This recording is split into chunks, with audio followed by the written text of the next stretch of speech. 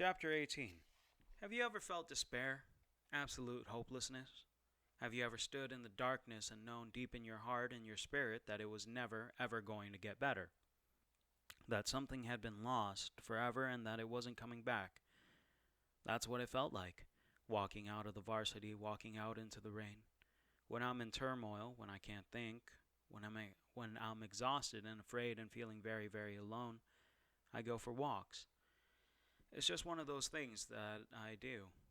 I walk and sooner or later something comes to me. Something to make me feel less like jumping off a bridge. So I walked. It was pretty stupid, in retrospect, walking around Chicago late on a Saturday night. I didn't look up very often. I walked and let things roll around in my head, my hands in the pockets of my duster, which flapped around my long legs while the light rain gradually plastered my hair to my head. I thought about my father. I usually do when I get that low. He was a good man, a generous man, a hopeless loser. A stage magician at a time when technology was producing more magic than magic. He had never had much to give to his family. He was on the road most of the time, playing run-down houses, trying to scratch out a living for my mother. He wasn't there when I was born. He wasn't there when she died.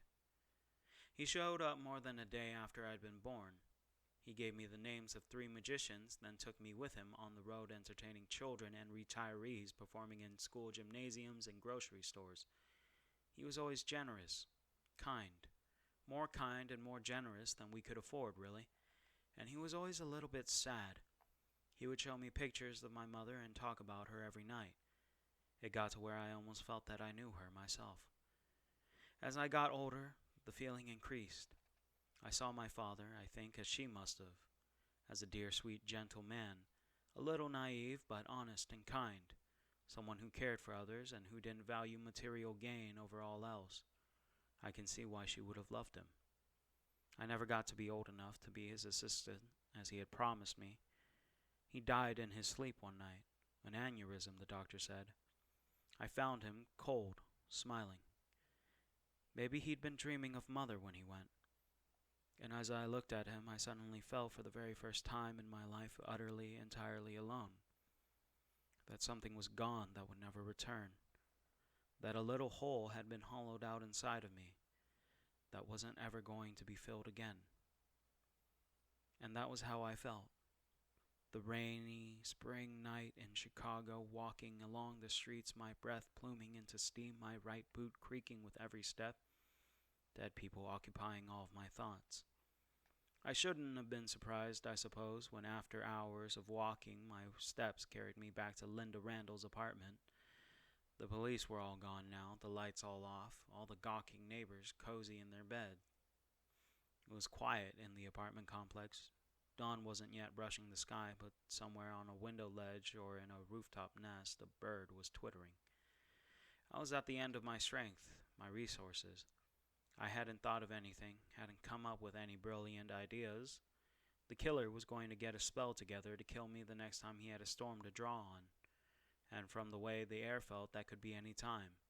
If he didn't kill me, Morgan would certainly have the White Council set to execute me at dawn on Monday. The bastard was probably out lobbying votes already. If the matter came before the council, I wouldn't stand a chance. I leaned against the door to Linda Randall's apartment. It was striped with police line, do not cross, yellow and black tape. I didn't really realize what I was doing until I had already worked a spell that opened the door, unfastened the lowest strip of yellow tape, and walked into her apartment. This is stupid, Harry, I told myself. I guess I wasn't in the mood to listen. I walked around Linda's apartment, smelling her perfume and her blood.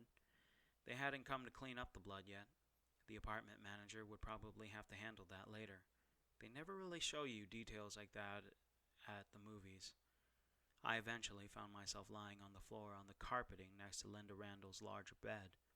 I was curled up on my side, my back to her bed, my face toward the sliding glass doors that led out to her little concrete patio. I didn't feel like moving, like going anywhere, like doing anything. Useless. It had all been useless. I was going to die in the next 2 days. The worst part was that I wasn't sure that I cared. I was just so tired, exhausted from all the magic I'd had to use from the walking, from the bruises and punches and lack of sleep. It was dark. Everything was dark. I think I must have fallen asleep. I needed it, after everything that had happened. I don't remember anything else until the sun was too bright in my eyes.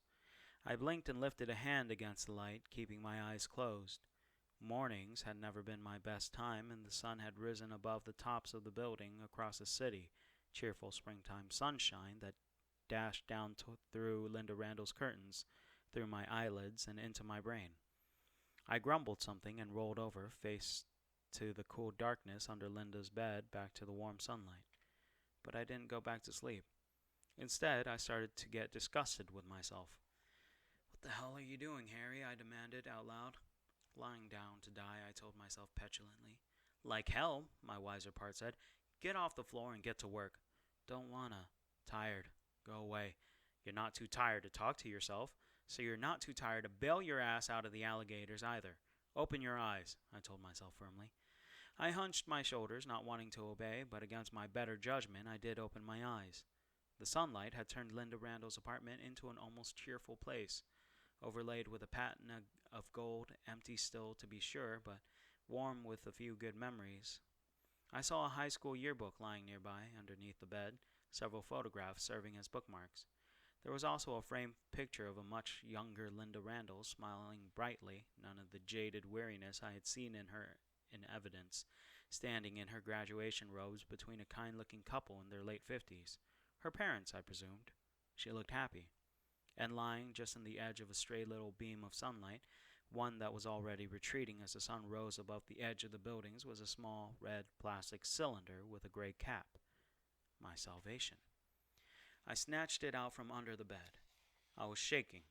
I took the canister, and it rattled. A roll of film was inside. I opened up the canister and dumped the film into my hand. The plastic leader had been retracted into the case. There were pictures on the film, but they hadn't been developed yet. I closed the film up again and reached into the pockets of my duster and drew out another canister, the one I'd found at Victor Sell's lake house. The two were a match. My mind spun around, taking off down a whole new track. An entirely new realm of possibility had opened up to me, and somewhere in it might be my opportunity, my chance to get out of this alive, to catch the killer, to salvage everything that had started going to hell. But it still wasn't clear.